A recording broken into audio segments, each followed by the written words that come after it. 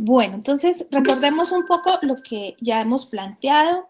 Hemos hecho todo un trasegar por el justnaturalismo antiguo, medieval y moderno, pasando por las teorías positivistas de Kelsen y de Smith. Y la clase pasada llegamos a varias conclusiones y es que Kelsen no se puede únicamente ver en esa publicación de 1934 de la teoría pura del derecho, sino que Kelsen va teniendo unos giros interesantes a lo largo de su vida y casi que podemos tener a tres Kelsen o tres postulados de Kelsen a lo largo de su vida. Uno, derecho, legalidad, una norma fundamental vacía, solamente una condición lógica, epistemológica, que lo encontramos en esta primera edición de la Teoría Pura del Derecho de 1934. Después de la Segunda Guerra Mundial empieza su primer giro y su reedición, dándole un viraje hacia el realismo y hacia el justnaturalismo, influencia de haber tenido contacto de primera mano con el derecho norteamericano, con su segunda edición de la Teoría Pura del Derecho de 1960 y abandonando totalmente su teoría e insertándole contenido a esa norma fundamental vacía, con este contenido de tolerancia y pluralismo que se da con el viraje que tiene en la conferencia que realiza en 1962. Que no podemos reducir únicamente que la teoría de Kelsen es solo derecho-legalidad, sino que al final de sus días entiende que eso le causa un gran perjuicio al derecho y por eso, digamos, en términos coloquiales, se patrasea o revalúa su teoría Kelsen.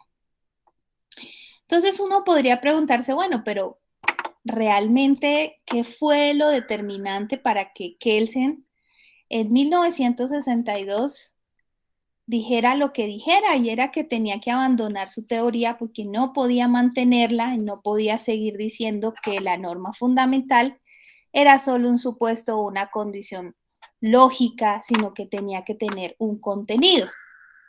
Y es que parte de eso tiene que ver Herbert Hart y su positivismo metodológico, que es lo que vamos a ver el día de hoy.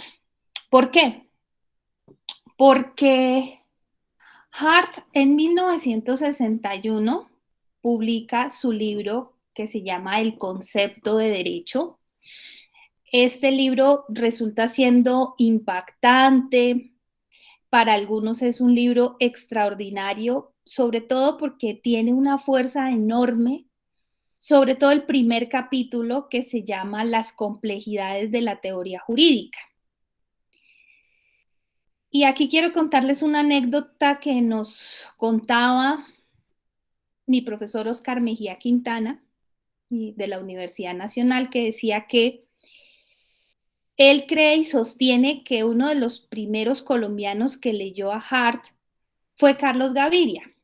Y entre otras cosas porque ellos compartieron un congreso en Argentina antes de la constituyente y el profesor Mejía Quintana le llamó mucho la atención que en este viaje el libro de cabecera fuese este libro del concepto de derecho para Carlos Gaviria.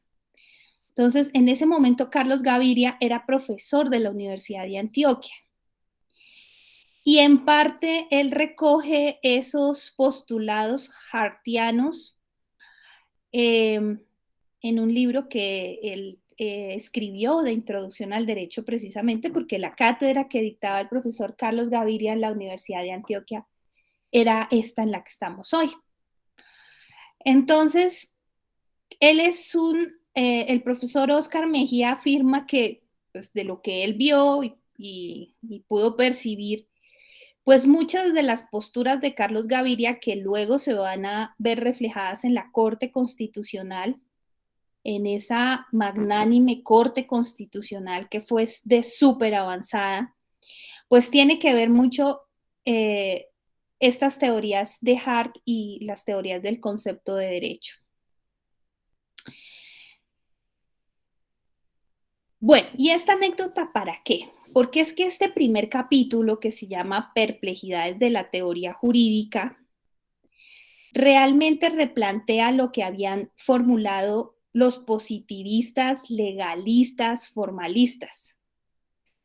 Porque en este primer capítulo, pues realmente se pone en entredicho eso de creer que el derecho prima sobre la moral, sobre el hombre, como si uno pudiese desligar la moral de un sistema normativo como el derecho. Y es que si nosotros despojamos de esa pretensión de corrección que tiene la moral, pues indudablemente dejamos únicamente al derecho como solo legalidad y como únicamente derecho como coacción. Entonces, realmente un sistema normativo, como vimos cuando estudiamos a Kelsen, que únicamente se base en el respeto a través de la coacción, pues indudablemente tiende a no ser eficaz en un sistema social. Entonces, realmente reducir el derecho a órdenes respaldadas con amenazas, a pura coacción, pues indudablemente eso no realmente no surte el efecto de llegar a impactar y tener esa eficacia en la sociedad. Entonces, por eso se tiene que replantear esa relación derecho-moral. No se puede desligar como tal el sistema normativo, que de todas maneras corresponde a un sistema mucho más amplio. El sistema moral es un sistema mucho más amplio y que uno podría decir que de cierta medida ese sistema moral, que es un sistema más amplio que el sistema normativo, pues tiene que estar, de alguna manera tiene que estar permeado. Ese sistema más amplio tiene que permear ese sistema un poco más pequeño que es el derecho. Y no se puede dejar únicamente al derecho reducido en legalidad.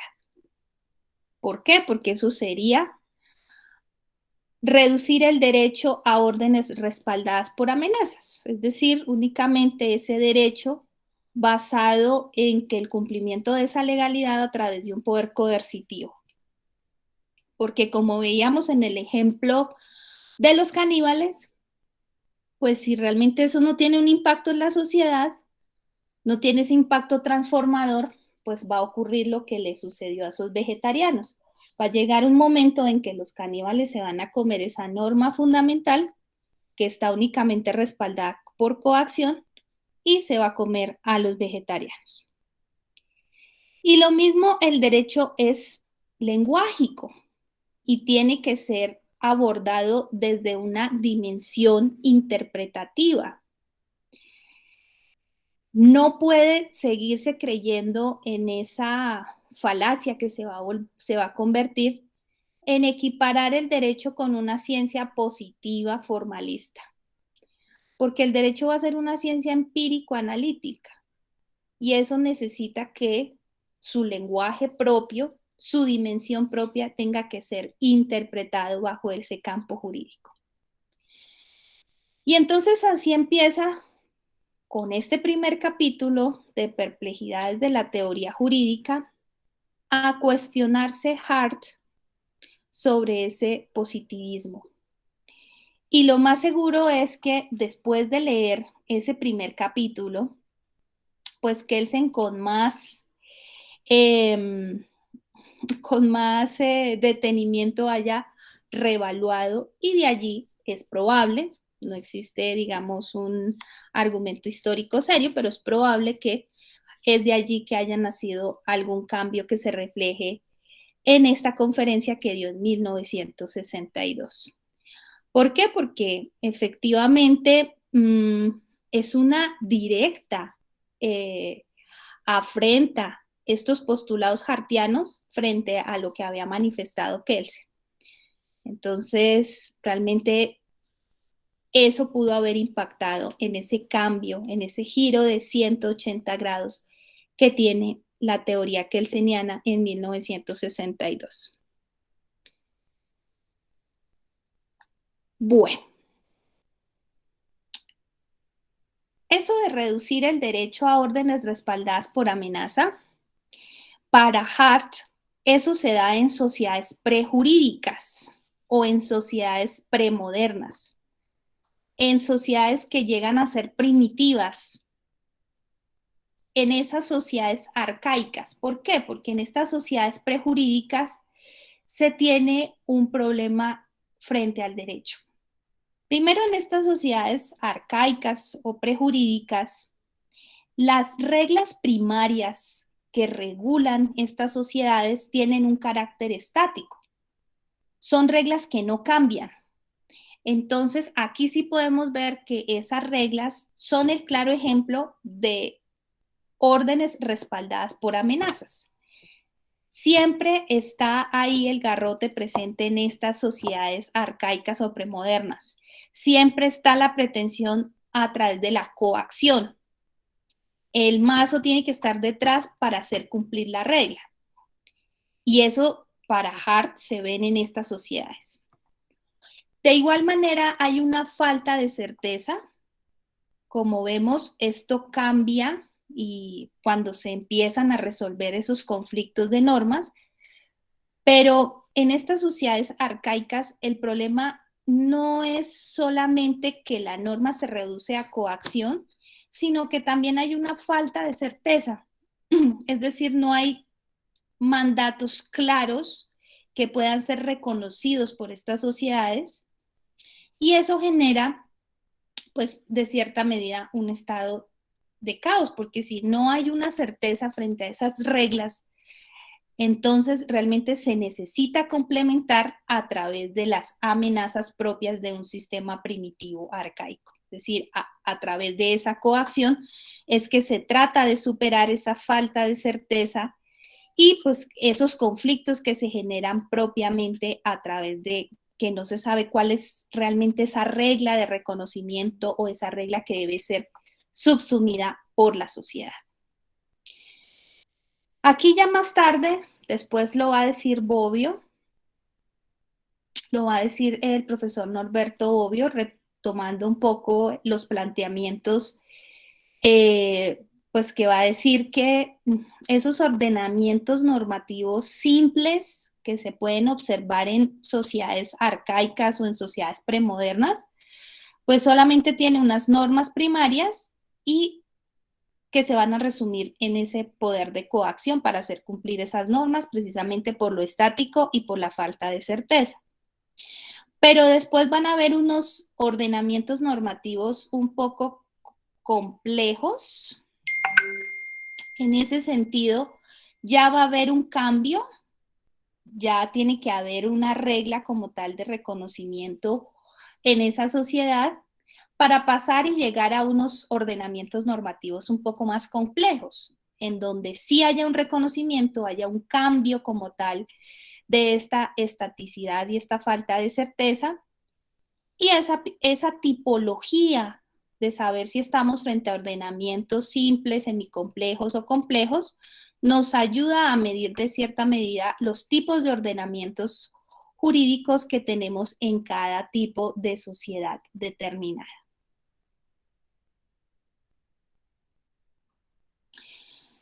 Entonces, ¿qué requiere un sistema jurídico para satisfacer, digamos, unos criterios para pasar de esa premodernidad y a una premodernidad que lleva de suyo ordenamientos normativos simples, a pasar ya a unas sociedades modernas en donde se encuentren ordenamientos normativos complejos? ¿Qué se requiere entonces en un sistema jurídico? Es la pregunta que se va a plantear Hart. ¿Qué se requiere? Entonces, para Hart se requieren 3 criterios para satisfacer un sistema jurídico que pase de un sistema prejurídico a un sistema jurídico como tal, de ordenamientos normativos simples a unos ordenamientos normativos complejos en palabras de Bobbio. Se requiere un criterio de estructura, se requiere un criterio de identidad y se requiere un criterio de contenido. Entonces, para que pasemos de este sistema o de ese estado o de ese sistema jurídico premoderno de órdenes respaldadas por amenazas, de derecho únicamente resumido en coacción, a un sistema jurídico moderno, requerimos darle respuesta a estos tres criterios: estructura, identidad y contenido. Referente al criterio de estructura, van a haber unas reglas primarias de obligación, digamos, de obligación forzosa, pero en este criterio de estructura, además de unas reglas primarias, vamos a tener unas reglas secundarias o unas reglas de reconocimiento.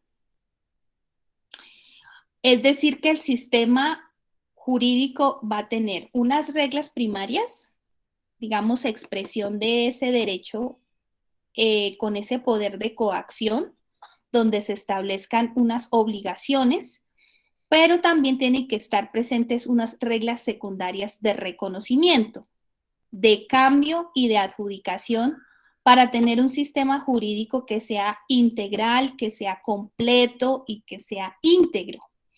Eso satisface para Hart el criterio de la estructura. Referente al criterio de identidad,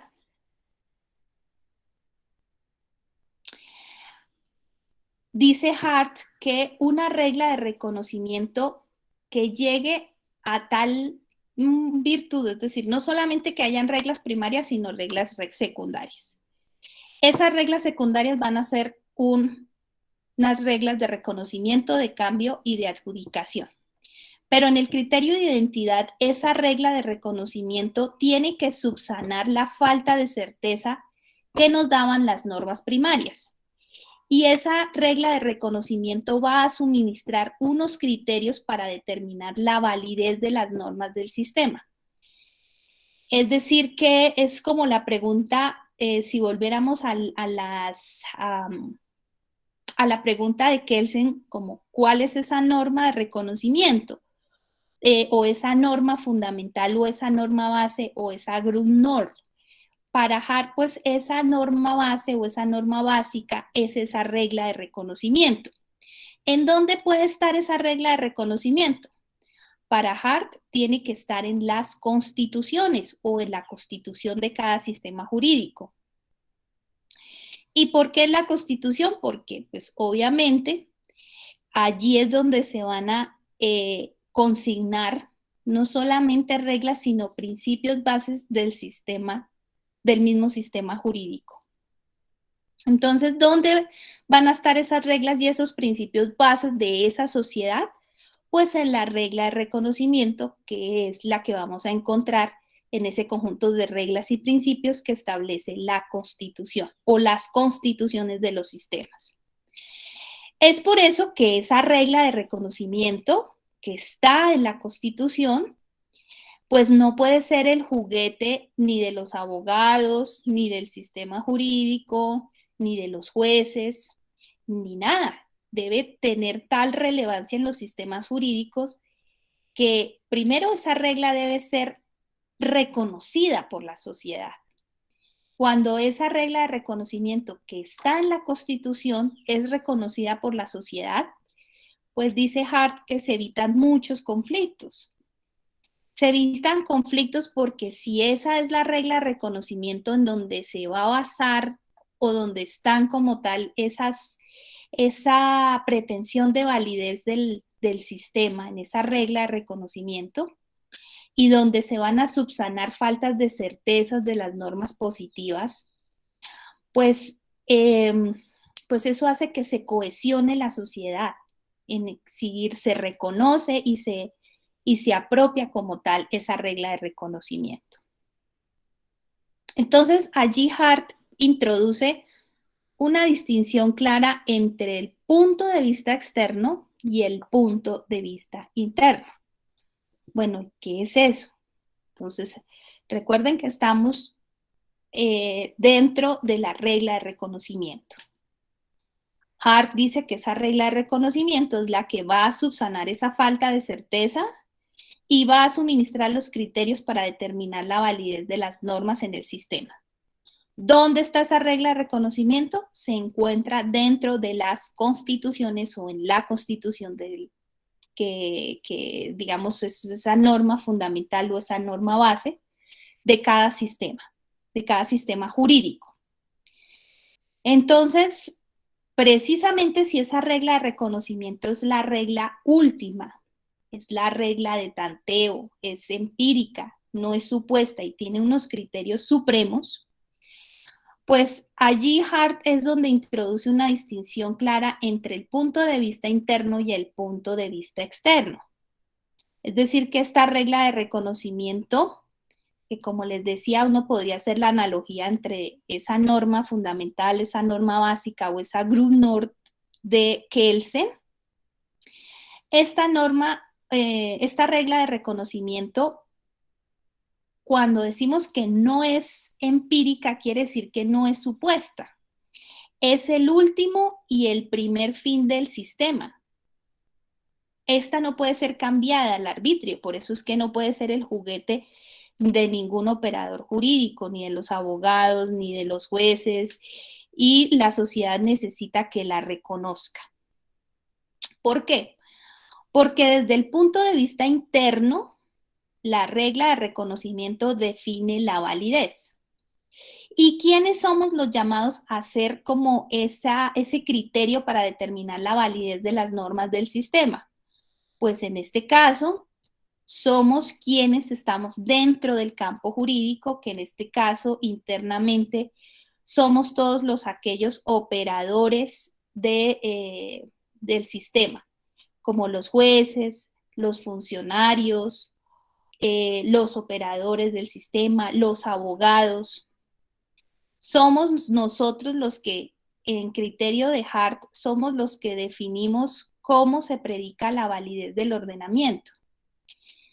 Pero desde el punto de vista interno, solamente se ve la validez de la norma. No se puede hacer juicios frente a legitimidad y eficacia, porque eso le corresponde a los actores desde el punto de vista externo. ¿Y quiénes son esos actores?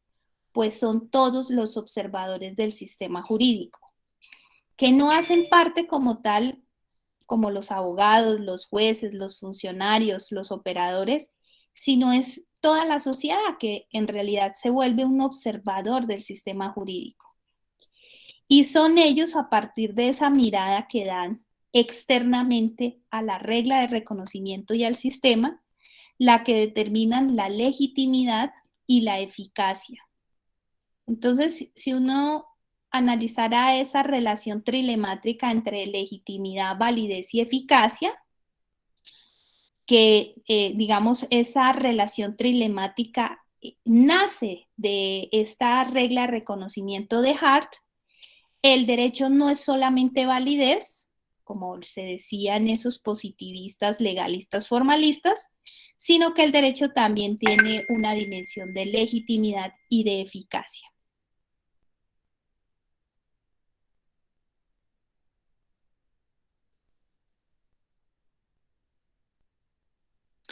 Y por último, el criterio de contenido.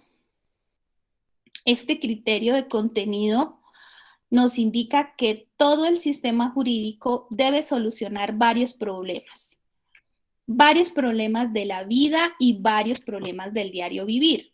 Es decir, que si el mismo sistema jurídico, que ya dijimos, no es solamente validez, sino también legitimidad y eficacia.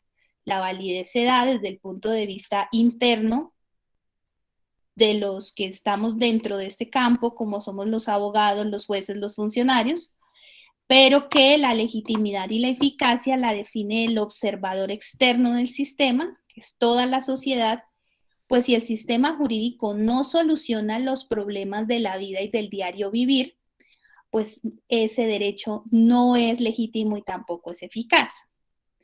Entonces, ¿qué es lo que tiene que solucionar el sistema jurídico? La vulnerabilidad la vulnerabilidad humana, eso nos dice Hart, la desigualdad extrema, el egoísmo general, los recursos limitados y las sanciones cuando violentamos una norma o violentamos una situación. Entonces, estos problemas del diario vivir, que para Hart es lo que tiene que solucionar el sistema jurídico, acudiendo al derecho, no solamente a un derecho natural, sino realmente el sistema, como ya sabemos, para Hart lo va a componer las reglas primarias y las reglas secundarias, en donde está la regla de reconocimiento. Es por eso que uno de aquí ya puede afirmar que Hart no es justnaturalista. Algunos tratadistas definen a Herbert Hart como un justnaturalista, pero realmente lo que él plantea es un positivismo metodológico. Bueno, entonces, ¿para qué solucionar esos problemas del diario vivir? En palabras de Hart, porque necesitamos unos mínimos de convivencia. Por ejemplo, un mínimo de convivencia es no matar. Si hay un conflicto, en este caso, pues el sistema jurídico, en este caso, si se violentó una norma o violentamos una situación, como puede ser concretar el hecho de matar, pues el sistema jurídico tiene que en este caso imponerle una sanción a la persona que violenta la norma o violenta una situación. Porque tenemos que superar, como les digo, esos modelos sociales prejurídicos para pasar a esos modelos sociales jurídicos. Entonces, esa transición y en la solución como tal de estos conflictos del diario vivir, de la cotidianidad, son los mínimos que espera la sociedad. Por ejemplo, ¿no? Bajo este contenido, pues se consideraría que más o menos casi todos somos iguales, que todos tenemos derecho a unos mínimos y que por lo tanto los demás no nos pueden arrebatar esos mínimos que ya nos ha otorgado el mismo sistema jurídico. Por ejemplo, frente al egoísmo general, pues aquí debe actuar en un momento dado bajo unos principios que no solamente son los egoístas en todo momento. Necesitamos de un sistema jurídico que nos permita tener unos mínimos de convivencia. Para eso es que le sirve como tal este criterio de contenido que establece Hart. Cuando no se cumplen esos mínimos en el derecho, esos mínimos de convivencia, cuando no hay una norma legal que esté cumpliendo esos mínimos, esas de cierta medida, esas verdades lenguágicas o esos macrojuegos del lenguaje, podemos volver a reclamar la desobediencia a través de la resistencia a un derecho injusto. El derecho injusto para Hart, ¿cuál va a ser? Aquel que no resuelva como tal estos problemas de vulnerabilidad humana, de desigualdad extrema, de egoísmo general, de recursos limitados y de sanciones cuando se transgrede la norma o cuando se transgrede una situación. Entonces, aquí como tal, vuelve Hart a reeditar la posibilidad de la desobediencia legítima a la legalidad, a la resistencia a ese derecho injusto, a la desobediencia absoluta del derecho si el derecho se está identificando con esa legalidad y si el derecho no toma distancia sobre eso, pues también la posibilidad de de desobedecer y de resistir a ese derecho injusto. Pero algo que se le olvida a muchos es que esas verdades lenguágicas son en algún momento o aceptar esas verdades lenguágicas son para un momento dado el terreno de la moral, de las normas sociales. De pronto, también enfrentarnos a esa capacidad de disentir legítimamente de aquellos que pueden llegar a imponer o tendencias políticas o religiosas que van en contra de esos mínimos establecidos. Entonces, Hart va a plantear como sustento de la pirámide. Fíjense que aquí cambia un poco ese sistema piramidal que había manejado Kelsen, porque Hart va a plantear como sustento de la pirámide una regla de reconocimiento que la define sustancialmente, o que se define o que se puede encontrar en las constituciones o en la Constitución, que finalmente esa regla de reconocimiento va a definir la validez, pero que la regla de reconocimiento no es un juguete o no puede ser instrumentalizado jurídicamente. La regla de reconocimiento tiene que ser reconocida desde el punto de vista externo por el observador del sistema jurídico, y ese juicio de validez se hace a través del reconocimiento desde el punto de vista interno por los operadores internos del sistema, y en ese piso va a haber un derecho mínimo natural, que es el que le va a permitir a la sociedad en un momento dado oponerse a la ley extremadamente injusta o al derecho injusto, cuando el derecho valida esa extremada injusticia y cuando el derecho no soluciona esos conflictos mínimos del diario vivir, como ya los veíamos, esa vulnerabilidad humana, esa desigualdad extrema, ese egoísmo general, los recursos limitados y las sanciones cuando se vulnera el derecho o se vulnera alguna situación. Y allí viene o comienza la discusión con Dworkin, en ese núcleo duro. Si hay un núcleo duro de las normas o si hay una textura abierta, ¿cuándo prima ese núcleo duro en los casos fáciles y cuándo empieza a primar la textura abierta en los casos difíciles? Pero ahí hay que hacer una reflexión, y es lo que les quiero transmitir, y es que el núcleo duro entra en una cuestión históricamente.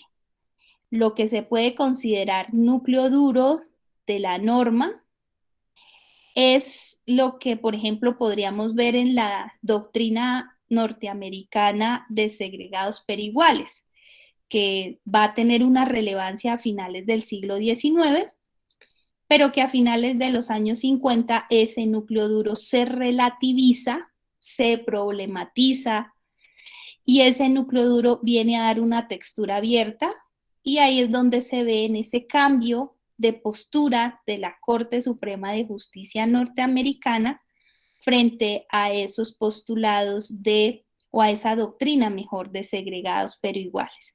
Eso lo vamos a ver con más detalle, cómo es que ese núcleo duro tiene que relativizarse, problematizarse y tiene que abrirse, y encontramos esa textura abierta y cómo se ve forzado la Corte Suprema de Justicia norteamericana en reevaluar esa doctrina de segregados pero iguales. Entonces allí surge pues como la discusión de Hart-Dworkin. ¿Cuándo prima el núcleo duro? Y cuando estamos en esa zona porosa o discrecional o en esa textura abierta, en donde la aplicación del juez se vuelve mucho más porosa o discrecional al momento de decidir lo que ellos van a denominar los casos difíciles. Bueno, ¿preguntas?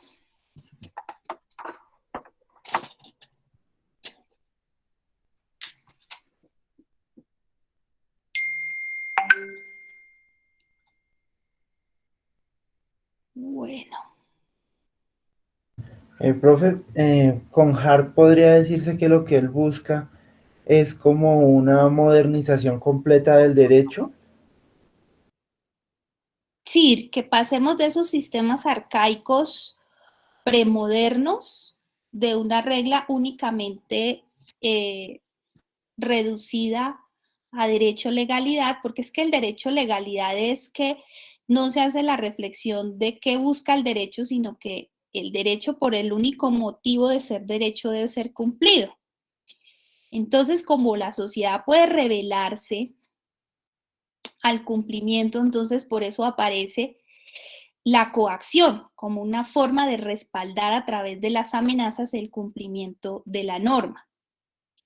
Eso sucede cuando en los sistemas jurídicos, según Hart, únicamente se basa en reglas primarias de solamente obligaciones, de solamente, de solamente validez, pero no se ve la discusión trilemática de que el derecho no es solamente validez, sino que el derecho es legitimidad y eficacia.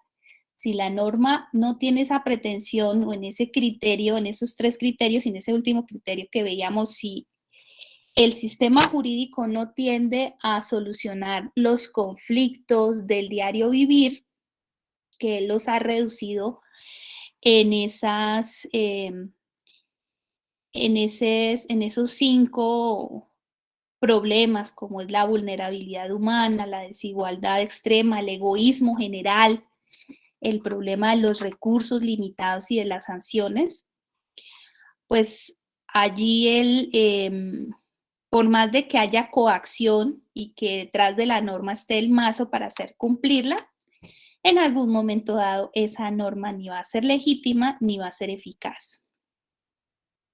Entonces, pasar y dices que estos sistemas propios de derecho legalidad son propios de sociedades arcaicas, de sociedades premodernas, de sociedades en donde no ha habido como tal una modernización y tenemos que pasar de ello para entrar a unos sistemas mucho más complejos, en palabras de Bobbio, en unos sistemas jurídicos complejos en donde el derecho no pueda reducirse únicamente a reglas primarias, es decir, a órdenes respaldadas por amenazas o solamente reducir al derecho en pura coacción, sino que también tienen que haber unas normas secundarias, que es donde encontramos esa norma de reconocimiento que establece como esos principios y esas reglas básicas que no solamente ayudan a realizar la validez del sistema, sino que también nos ayudan a solucionar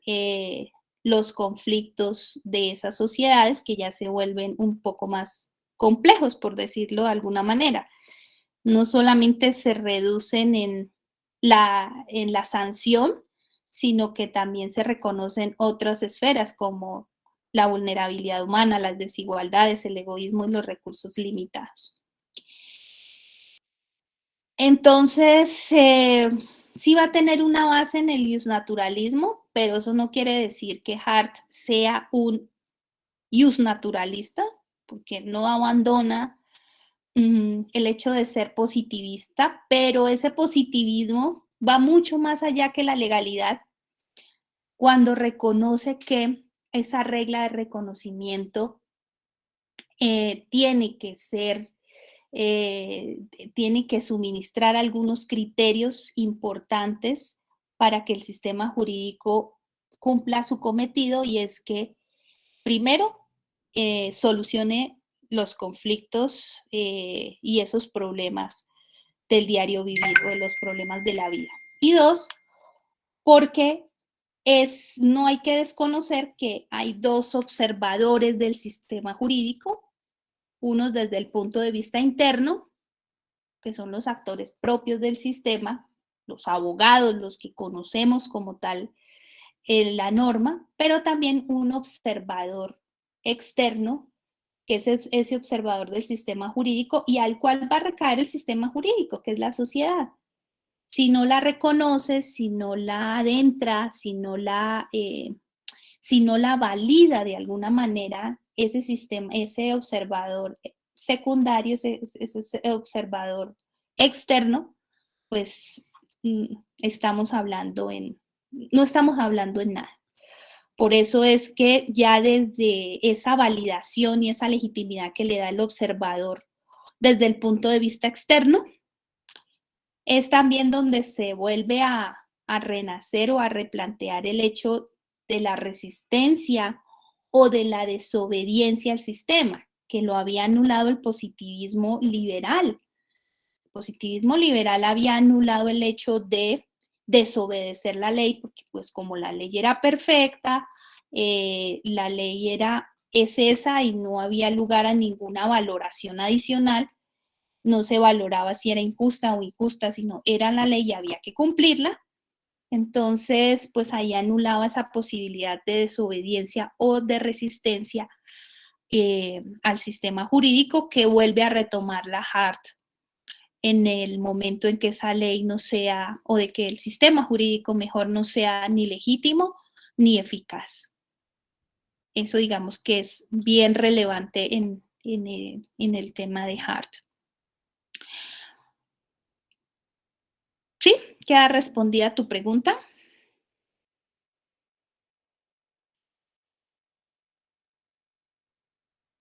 Y es que uno siempre, bueno, uno escucha ese tema de la discusión Hart-Dworkin, ¿no? Y uno dice, bueno, pero ¿cuál era realmente la discusión entre ellos dos?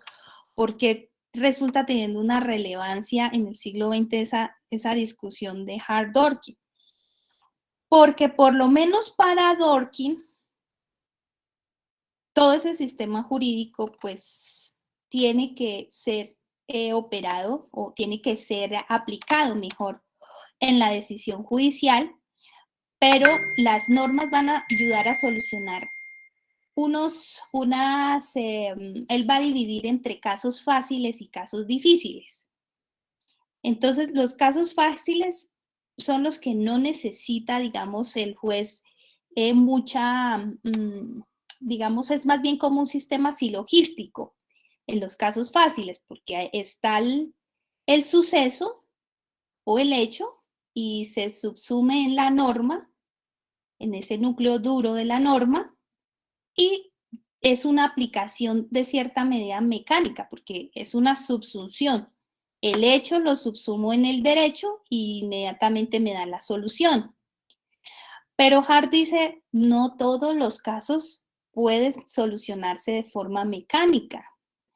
Hay algunos casos que requieren alguna discrecionalidad del juez, porque son casos que no solamente son de subsunción, del hecho subsumido en el derecho y ya hay una solución. Y en esas zonas o en esos casos difíciles es cuando él va a decir que va en la norma, no solamente hay un núcleo duro, sino una textura abierta, o si se quiere una zona de penumbra o una zona porosa que le permite al juez actuar con discrecionalidad. Y actuar con discrecionalidad no es solamente subsumir, sino analizar muchas situaciones externas que están por fuera de la descripción de la norma. Entonces, en esos casos es donde Hart va a decir, en estos casos difíciles o que no se pueden subsumir, pues, aplicar el derecho de forma mecánica, el juez tiene un poder discrecional. Y en eso se va a centrar esa discusión de Hart y Dworkin. Nosotros más adelante vamos a hablar sobre los postulados de Dworkin, perdón, y volveremos a retomar un poco de lo que hablamos hoy para ver esas diferencias y esas similitudes que pueden haber dentro de estas dos posturas de teoría jurídica. Entonces, después de los postulados de Hart empiezan a haber unas tendencias de la filosofía y de la teoría jurídica contemporáneas que van a dividir el estudio en una teoría analítica del derecho a partir de las teorías de la argumentación jurídica. Y esto nos sirve para que nos ubiquemos en este momento cuál va a ser la tendencia y la teoría en la que vamos a seguir, porque la teoría analítica del derecho se va a orientar a estas teorías de la argumentación jurídica. Y estas teorías de la argumentación jurídica se van a orientar a los postulados de John Rawls y su teoría de la justicia. Nosotros lo vamos a ver.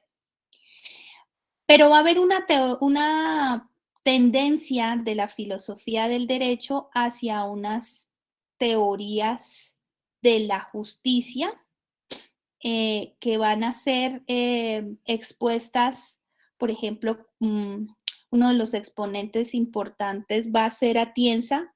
Yo no recuerdo si este semestre les dejé alguna lectura de Atienza.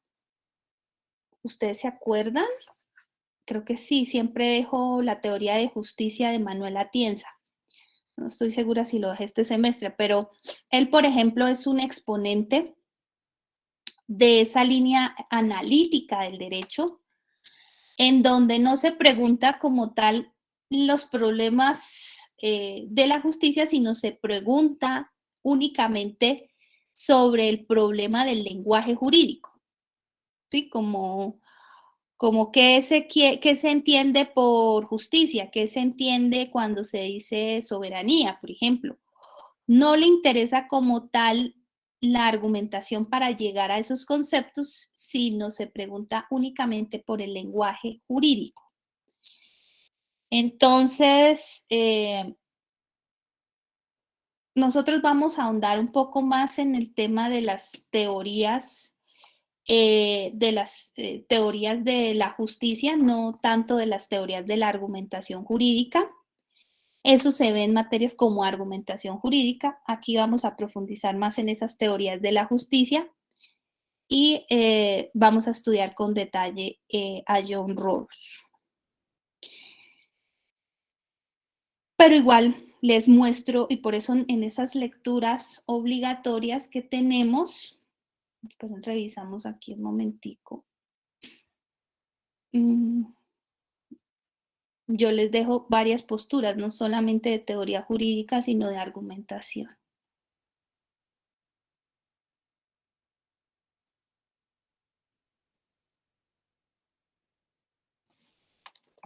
Vengan, revisamos qué son los...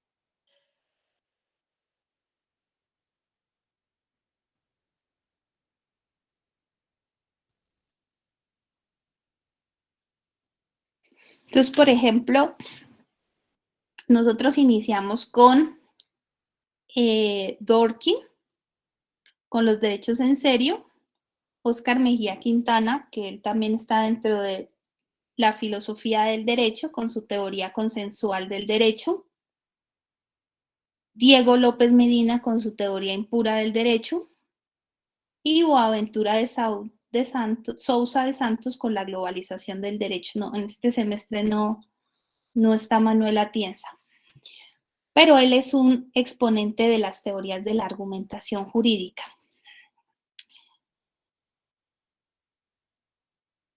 Bueno, una vez que estamos ubicados aquí en los textos, me parece pertinente que nosotros hablemos de la segunda entrega, en este caso que es la de Óscar Mejía Quintana. ¿Cuándo tienen que entregar el reporte? ¿Esta semana?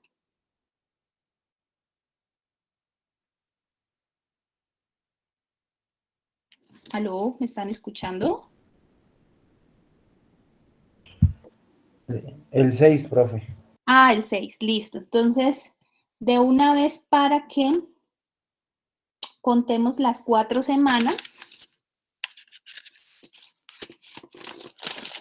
y de una vez dejemos planteado la entrega de la teoría consensual del derecho. Este libro es súper interesante. La forma de escribir del profesor Mejía Quintana es muy, muy, muy, muy buena.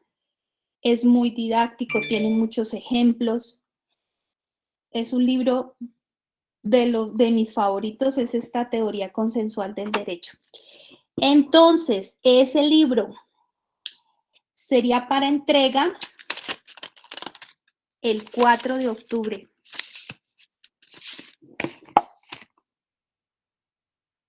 Voy una vez a anotar aquí y por favor me ayudan a socializar el segundo reporte, que es el libro de Óscar Mejía Quintana de Teoría Consensual del Derecho. La entrega sería para el 4 de octubre.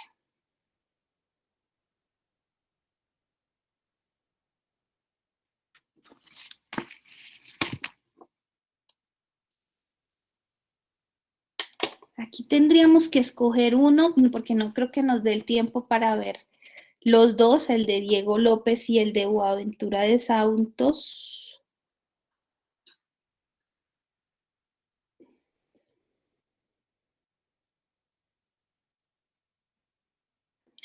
Bueno, yo me iría más porque vieran alguna postura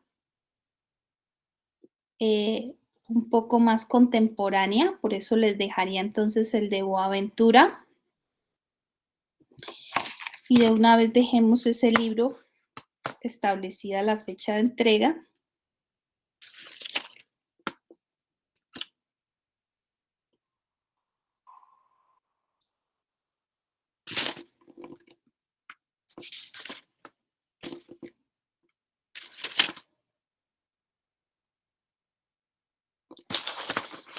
Sí, dejemos de una vez este libro, el de Boaventura. No vamos a tener tiempo de ver el de Diego López Medina, pero me interesa más que vean una postura decolonial, contemporánea, de un autor latinoamericano. Entonces, dejemos este de Boaventura de Santos como el tercer reporte para entrega el 8 de noviembre.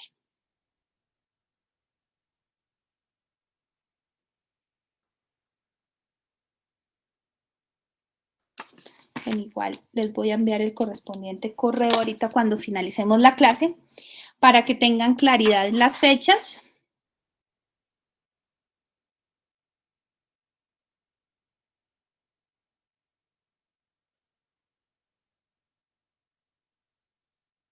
¿Cuándo terminamos el semestre? Ustedes saben, como la primera semana de diciembre, ¿verdad?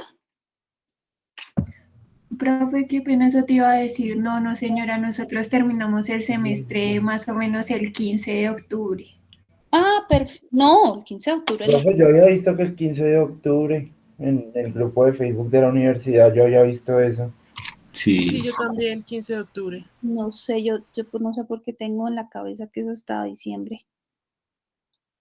Pero revisamos esto. Profe, es que para noviembre, si no estoy mal, ya tiene que haber empezado el segundo diciembre de 2000, el segundo semestre de 2021 para poder acceder a a la plata esa del gobierno para la matrícula cero. Sí, espérenme, sí,